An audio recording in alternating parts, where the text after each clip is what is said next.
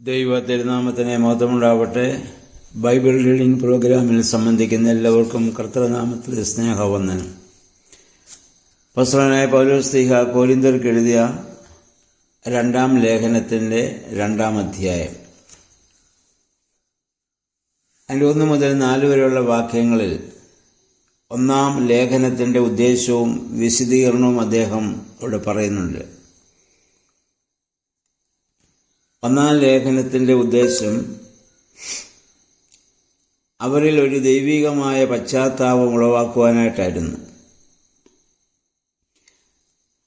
അവിടുത്തെയുള്ള പൗലോസിൻ്റെ പ്രവർത്തനത്തിൽ പൗലോസിന് വളരെ ഹൃദയവേദന വരുത്തിയ ഒരു മനുഷ്യനുണ്ടായിരുന്നു. ആ മനുഷ്യനോട് ക്ഷമിക്കുവാനും അതിനുവേണ്ടി ആ കാര്യത്തിൽ അവനെ ഏറെ ദുഃഖിപ്പിക്കരുതെന്നും ഒക്കെയാണ് പൗലോസ് ശ്ലീഹ ഇവിടെ ആവശ്യപ്പെടുന്നത്. അതിൻ്റെ 6-ാം വാക്യത്തിൽ അപ്രകാരം പ്രവർത്തിച്ച മനുഷ്യനെ അമിതമായി ദുഃഖിപ്പിക്കാൻ പാടില്ല. അവനെ നിങ്ങളിൽ നിന്ന് അകറ്റിയത് മുഖാന്തരം അവനുണ്ടായ അഗാധമായ വേദന അതവന് ലഭിക്കേണ്ട തക്കതായ ഒരു ശിക്ഷയാണ്. അതിനപ്പുറം അവനെ ഇനി നിങ്ങൾ ശിക്ഷിക്കരുത്. കൊരിന്ത്യ സഭയെ പൗലോസ് ശ്ലീഹ സ്നേഹിച്ചു. എന്നാൽ അവരിലെ തിന്മയാണ് അദ്ദേഹം ഇവിടെ വെറുത്തത്. തന്മൂലം അവരെ തിരുത്താനുള്ള ശ്രമം ഇവിടെ നടത്തുകയാണ്. നമ്മുടെ ജീവിതത്തിൽ എന്താണ് പലപ്പോഴും സംഭവിക്കുക? നമ്മളിവിടെ കൂടുതലും വെറുക്കുന്നത് വ്യക്തികളെയാണ്. അവരുടെ പ്രവർത്തനത്തേക്കാൾ കൂടുതൽ നമ്മൾ വ്യക്തികളെ നമ്മൾ വെറുക്കുന്നു. നമ്മൾ പാപത്തെ സ്നേഹിക്കുകയും പാപിയെ വെറുക്കുകയും ചെയ്യും. എന്നാൽ നമ്മുടെ കർത്താവ് പാപത്തെ വെറുക്കുകയും പാപിയെ സ്നേഹിക്കുകയും ചെയ്തവനാണ്. ആ പാപിനിയായ സ്ത്രീ, അവളോട് കർത്താവ് പറഞ്ഞ ഇനി മേലിൽ നീ പാപം ചെയ്യരുത്, അത് തെറ്റാണ്. അതിനെ വെറുക്കുന്നു. പക്ഷെ അവളെ കർത്താവ് വെറുത്തില്ല. അവിടെ കൂടി വന്ന ആളുകളൊക്കെയോ ആ സ്ത്രീയെ വെറുത്തു, അവളുടെ പാപത്തേക്കാൾ ഉപരിയായി. അതുകൊണ്ട് അവളെ നശിപ്പിച്ച് കളയുവാൻ, കൊന്നുകളയാൻ അവർ ആഗ്രഹിച്ചു. എന്നാൽ ദൈവിക സ്നേഹം അതല്ലെന്ന് പൗലോസ് ശ്ലീഹ ഇവിടെ വ്യക്തമാക്കുന്നു. നമ്മൾ പാപത്തെ വെറുക്കണം, പാപിയെ സ്നേഹിക്കണം.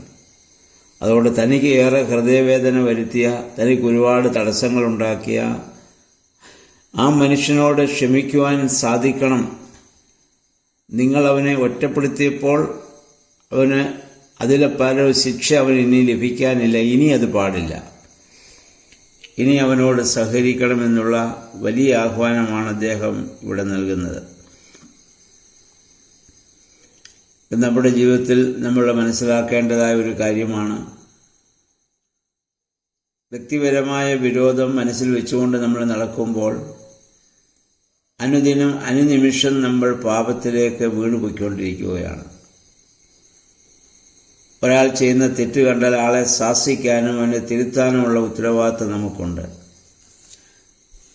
അതിൻ്റെ പേരിൽ ആ ആളെ ആ കണ്ണുകൊണ്ട് എക്കാലവും കാണുകയും എന്തു പറഞ്ഞാലും ആ മുൻവിധിയോടുകൂടി അത് കേൾക്കുകയും ആ മുൻവിധിയോടുകൂടി സംസാരിക്കുകയും പ്രവർത്തിക്കുകയും ചെയ്യുന്നത് അത് ഹീനമായ ഒരു പ്രവർത്തനമാണ്. എന്നിട്ട് 11-ാം വാക്യത്തിലൊക്കെ വരുമ്പോൾ പൗലോസ് ശ്ലീഹ പറയുന്നു, പിശാചിൻ്റെ തന്ത്രങ്ങളിൽ വീഴാതിരിക്കാൻ സൂക്ഷിക്കണം. കാരണം പിശാച് ദൈവത്തിന് വിരോധമായി പാപം ചെയ്തവനാണ്. ആധുനിക കാലത്ത് പൈശാചിക പ്രവർത്തനങ്ങൾ സഭയിലും വ്യക്തികളിലും കുടുംബങ്ങളിലും എങ്ങനെയാണ് നടക്കുന്നത്? അവൻ്റെ പ്രധാന തന്ത്രം ഭിന്നത ഉളവാക്കുക എന്നുള്ളതാണ്.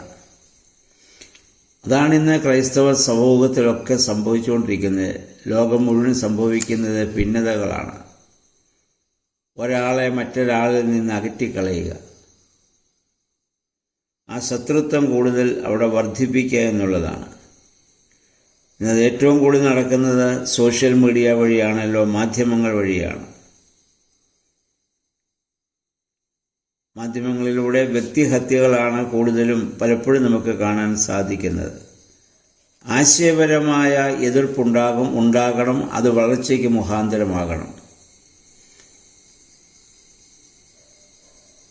അതിൻ്റെ പേരിൽ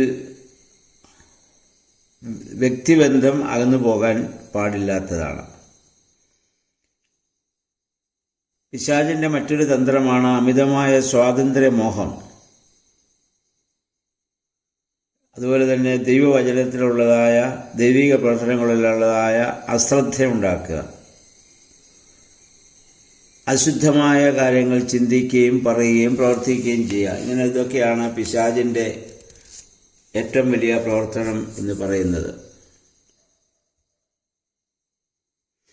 12-13 വാക്യങ്ങളിൽ കൊരിന്ത്യർക്കുള്ള ആ എഴുത്ത് തീത്തോസ് ശ്വസം കൊടുത്ത ശേഷം ത്രോവാസിൽ വെച്ച് അദ്ദേഹത്തെ കാണാമെന്ന് ആഗ്രഹിച്ചു. പക്ഷേ കാണാൻ സാധിക്കാത്തതിൽ അദ്ദേഹത്തിനുള്ളതായ ദുഃഖം അവിടെ വെളിവാക്കുകയാണ്. തൻ്റെ ഒരു സഹപ്രവർത്തകനെ കാണാൻ പറ്റാത്തതിലുള്ളതായ ദുഃഖം. ഇന്ന് പലപ്പോഴും സഹപ്രവർത്തകരെ ഒഴിവാക്കാനുള്ള തന്ത്രമാണ് പലപ്പോഴും പലരുടെ ഭാഗത്തു നിന്നും ഉണ്ടായിക്കൊണ്ടിരിക്കുന്നത്. അതിൽ നിന്ന് വ്യത്യസ്തമായി മറ്റുള്ളവരെ സ്നേഹിക്കുവാനും കരുതുവാനും ഒക്കെ നമുക്ക് സാധിക്കേണ്ടതാണ്. 14-ാം വാക്യം പൗലോസ് പറയുന്നു, ക്രിസ്തുവിൽ ഞങ്ങളെ എല്ലായ്പ്പോഴും വിജയത്തിലെത്തിക്കുകയും അവനെക്കുറിച്ചുള്ള ജ്ഞാനത്തിൻ്റെ സൗരഭ്യം ഞങ്ങൾ വഴി എല്ലായിടത്തും പരത്തുകയും ചെയ്യുന്ന ദൈവത്തിന് സ്തോത്രം. ഒരു സുവിശേഷകനെ, ദൈവിക പ്രവർത്തകനെ വിജയത്തിലേക്ക് നയിക്കുന്നത് അവൻ്റെ പ്രസംഗ പാഠവുമോ അവൻ്റെ ബുദ്ധിയോ യുക്തിയോ ഒന്നുമല്ല. പ്രത്യുത അവൻ അനുഭവിക്കുന്ന മശിഹായുടെ സാന്നിധ്യമാണ്. നമ്മുടെ ഏതൊരു പ്രവർത്തനത്തിൻ്റെയും വിജയം, ഏതൊരു പ്രവർത്തനവും ദൈവത്തിലായിരുന്നാൽ ആ സാന്നിധ്യം ദിവ്യമായ വിജ്ഞാനത്തിൻ്റെ സുഗന്ധമാണ് അത് പരത്തുന്നത്. പൗലോസ് ഇവിടെ ആത്മാർത്ഥമായി ഇവിടെ പറയുന്നു, ഞങ്ങൾ ക്രിസ്തുവിൻ്റെ സുഗന്ധവാസനയാണെന്ന്.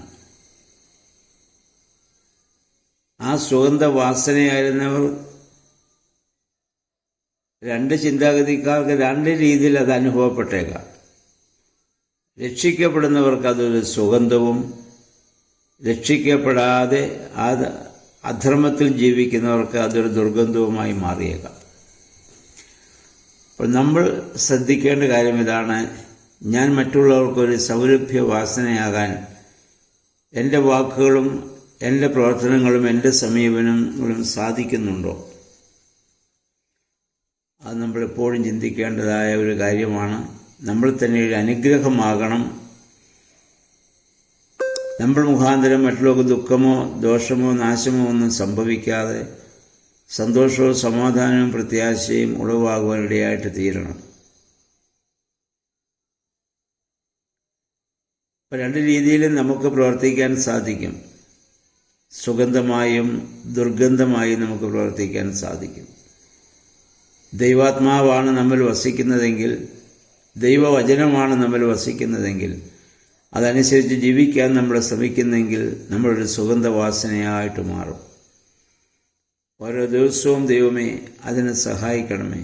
ഞാൻ ആരെയൊക്കെ കണ്ടുമുട്ടുന്നുവോ, ആരോടൊക്കെ ഇടപെടുന്നുവോ, എവിടൊക്കെ ഏതൊക്കെ മേഖലകളിൽ ഞാൻ പ്രവർത്തിക്കുന്നുവോ അവിടെ ഞാനൊരു സുഗന്ധവാസനയായി അനുഗ്രഹമായി തീരുവാനിടയാക്കണം. കർത്താവിനെ നമുക്കറിയാമല്ലോ. കർത്താവിനെ ഒന്ന് കാണുവാൻ, മരത്തിൻ്റെ മുകളിലെങ്കിലും കയറിയിരുന്നത് കാണുവാൻ ആഗ്രഹിച്ച ചുങ്കക്കാരനായ സക്കായിയെ നമുക്കറിയാം. അടുത്തു വരുവാൻ അവന് സാധിക്കുന്നില്ല, അവൻ്റെ പാപബോധം.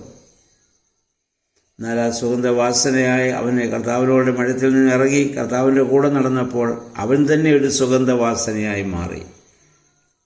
അതാണ് അവനിലെ പശ്ചാത്താപം ഉണ്ടായപ്പോൾ അവൻ പറഞ്ഞത്, ഞാൻ അവിഹിതമായി വാങ്ങിച്ചതൊക്കെ 4 ഇരട്ടി കൊടുത്തോളാം, നേരായി സമ്പാദിച്ചതിൻ്റെ പകുതിയും ഞാൻ കൊടുത്തോളാം. അതാണ് സുഗന്ധവാസനയുടെ അനുഭവം, അല്ലെ ജീവിതം എന്ന് പറയുന്നത്. 17-ാം വാക്യത്തിൽ ദൈവവചനത്തിൽ മായം ചേർക്കുന്നവരെ കുറിച്ച് ഇവിടെ നമ്മൾ വായിക്കുന്നു. അവിടെ പൗലോസ്ലീഹാ ഇവിടെ ഉദ്ദേശിച്ചത്, അന്ന് അവിടെ വിശുദ്ധ പൗലോസിനെതിരായി കക്ഷികളെ ഉണ്ടാക്കി അങ്ങനെ അവിടെ പ്രശ്നമുണ്ടാക്കി ചില യഹൂദന്മാരെ അനുകൂലിക്കുന്ന ചില ക്രിസ്ത്യാനികൾ ആ കൂട്ടത്തിലുണ്ടായിരുന്നു. അവർ പൗലോസിൻ്റെ ഉപദേശം തെറ്റാണെന്നും, അല്ലെങ്കിൽ അവൻ ആ ധനശേഖരണത്തിൽ പാവങ്ങളെ അല്ലെങ്കിൽ ദരിദ്രരെ സഹായിക്കുക നടത്തിയതായ പിരിവ് കാര്യത്തിൽ വിശ്വസ്തതയില്ലെന്നും അവനൊരു ശ്രീഹ അല്ലെന്നും ഒക്കെ പറഞ്ഞ് അവർ ധാരാളം പ്രചരണങ്ങളൊക്കെ അവിടെ ഇത് നടത്തിയിട്ടുണ്ട്. അപ്പോൾ അവരുടെ കാര്യസാധ്യം നടക്കാൻ വേണ്ടി ദൈവവചനത്തിൽ പോലും അവർ മായം ചേർത്തിരുന്നു. ഇന്നും ഇത് ലോകത്ത് നടന്നുകൊണ്ടിരിക്കുകയാണ്. ക്രൈസ്തവ സമൂഹത്തിൽ തന്നെ ദൈവവചനത്തെ അതിൻ്റെ യഥാർത്ഥ ഉദ്ദേശത്തിൽ നിന്ന് മാറ്റി അവരവർക്ക് അനുകൂലമായി,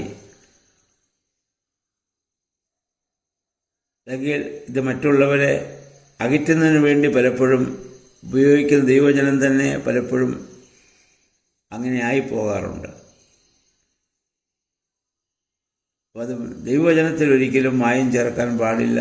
ദൈവത്തിൻ്റെ ഏത് ഉദ്ദേശത്തോടുകൂടി സ്ത്രീഹന്മാർ ദൈവവചനം എഴുതിയോ അതേ ഉദ്ദേശശുദ്ധിയോടുകൂടി അതിനെ കാണാനും വായിക്കാനും അത് പറയാനും നമുക്ക് സാധിക്കേണ്ടതാണ്.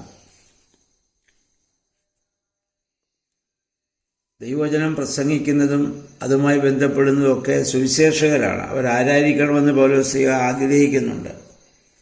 ഒന്ന്, അവർ ആത്മാർത്ഥതയുള്ളവരായിരിക്കണം.